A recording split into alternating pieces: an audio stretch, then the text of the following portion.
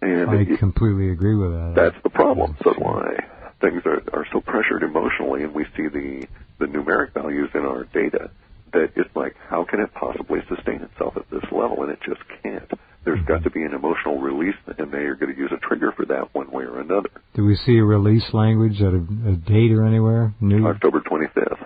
So and that it is scales very rapidly up, and we hit this November 4th through the 8th period, and that's when action starts occurring as a result of what occurred on the 25th. But bear in mind, we can't really, everybody says, well, what's going to happen on this day? Kind of an event sort of a thing. And really, we have to look at it more of a process of emerging language as opposed to specific events, because I'm sure that whatever set of circumstances that appear on October 25th are already in the can, so to speak, this close to it, that things are already occurring that will just pop up then. Got it. Well, works for me, as they say. What a scene. $1.5 quadrillion in derivatives. Talk about the 800-pound gorilla in the bathroom, or the and not being able to, ignoring it. Well, the 800-pound gorilla in the bathroom is not only in the bathroom, but it's dead, and people are still trying to ignore it. Yeah. I mean, this thing is getting really nasty out there. Geez. Yeah. All right, we'll be right back. Okay, we're back with Clif High, halfpasthuman.com, and the subscription price for these incredible reports is, was it still $10? Correct, yeah. That's a gift. Well, we got it down to as low as we could. Our costs are fairly high. If we had more readers, then perhaps we could lower it even further. It was my goal to get it way down there. Yeah. You just, if you weren't the kind of person you are with the discipline you have, people, you folks out there don't know how hard he works on these things. I have an idea, and it is incredibly rigorous. It's pretty difficult, and even my wife pounds complains himself. now. Yeah, no, he pounds himself, and out of all that comes this sheer fascinating brilliance of analysis, which I hope all of you will take advantage of. And please, if you see any of Clif's and George's work from Half Past Human pirated and posted anywhere on the Internet, let me know or let Clif know directly. We've got to stop this theft. It's just despicable. My goodness, you look at Washington, D.C. and the so-called financial sectors. It's part of the general symptom of the time. I rail against it frequently, but at the same time, I have to accept it as being basically one of the elements of, all like the prophecy of the Kali Yuga. At the end times, everything would be filled with corruption, theft, and deceit. And it's, that pretty much fits. Even the Mayans have something similar in saying that the world will be upside down in its values before the 2012 business. So it's understandable. And I also understand all these people that say, well, the information needs to be free and so on, and let loose out in the world to help people. Yes and no. Yes and no, and that's the big issue. It costs a lot of time, energy, and dollars to produce this. Well, it's just, but we're not alone in that. You see the theft in the Chapman material and so on. So all the time. Yeah. I have been working on restoring my archives all the way back to 1994.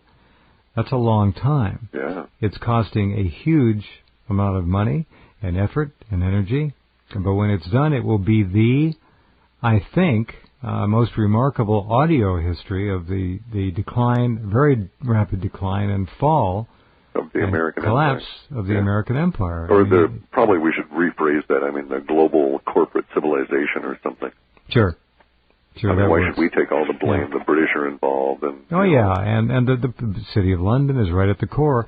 And what you're talking about here is theft of your material, theft of people steal my archives. And I kind of think that it's become, first of all, it has become tragically expected by our younger people and in fact, most people now, that they're going to be lied to. What a sad commentary. They expect to be lied to. Yeah. And then people just blow off accountability. That's media and Hollywood and all the rest of it. People get away with this stuff. But not only do we face continuously, and then you elect the next fellow who's going to do it to you all over again. Yep. Yes. However, let me point something out. One of your stories earlier, in terms of observation and making conclusions, the link between this woman with the birth certificate suit, tapes, and the husband who is connected to Novartis is very thin. I mean, it's like right there in your face. Usually, the powers that be and their minions are a little bit more careful. Circumspect. Yeah. So this again is yet another indication that there's desperation and that time is short and it won't matter. All they need delay is, for a few more months, basically, is what they're doing. What they're doing, you're right, is they're agitating, and it's an old cliched word, but misdirecting, but they're keeping people as off balance as they can. Sure, emotional and mental control, yeah. Yeah. That's why I love Aikido, because it's all about centering and keeping yourself under control even as the world whirls around you. That's antithetical to what they're doing through the media, to our entire culture. I mean, my God, for people, I feel so sorry for them, even those who really want to know, trying to wade into the Internet. Yeah. Oh, the shock of it all. The horror, yes. And it takes you so long to absorb even a little bit of it. And then you start thinking, well, okay, I've really digested that. I think I've got it, and what I try and tell people, and maybe you would agree or disagree with this mental image, but as soon as you folks think you have it, take 10 steps further back and look again. Yeah. Keep backing off. The higher views really are, I think, much more suited for the general populace than getting down into the detail.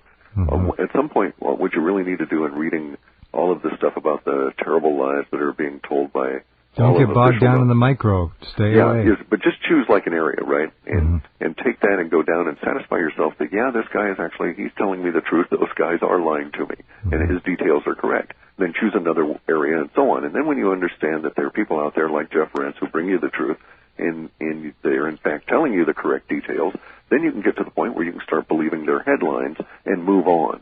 And once you're at that stage, then you don't really feel like you're drowning in the minutia of it all. That has taken a lot of good warriors out of the fight. Yes, you can get trapped. It is a mental trap on the path of enlightenment of burrowing down to the final grain, thinking that there's an ultimate truth that lies in detail. And there may well be for some small number of individuals, but for the majority of us, once you just have satisfied that the detail is okay and pertinent here and there and so on, then you build up your trust in your own judgment, and you can take that step back, as Jeff says, and get a broader view. And pretty soon you're starting to look at that whole forest, and you can see what they're doing on all the various different levels, not just looking at some of the individual trees. Your good advice. What does the data, Clif, say? We got 3 minutes.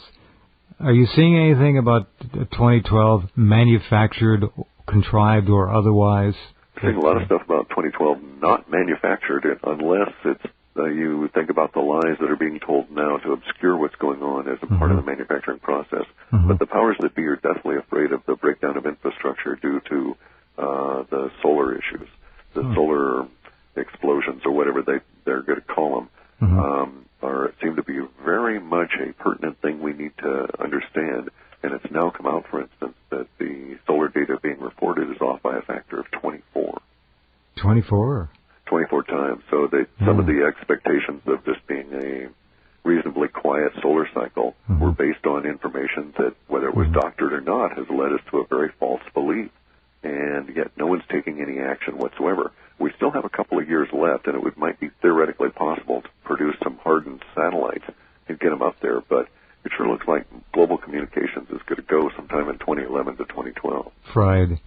Right, exactly. They're trying to put in, I'm sure right now, some kind of what they think will be a survivable infrastructure of CNC communication, whether it be microwaves or whatever. But well, there's a lot of this ELF radiation through the ground, which would be theoretically undisturbed. But I don't know about that component as well, because whatever it is, the sun is not the cause of this. The sun is just being symptomatic, and it is our understanding that we're in a giant area of space that we're going to go through for a number of more years that is squeezing on the sun, and the sun's just basically reacting, as are all the other planets. So we need to take that big step again and look way out there and say, okay, that even the ELF radiation and some of the stuff the Navy is doing don't appear to be that secure, given the idea of a mega magnetic cycle that we might be in.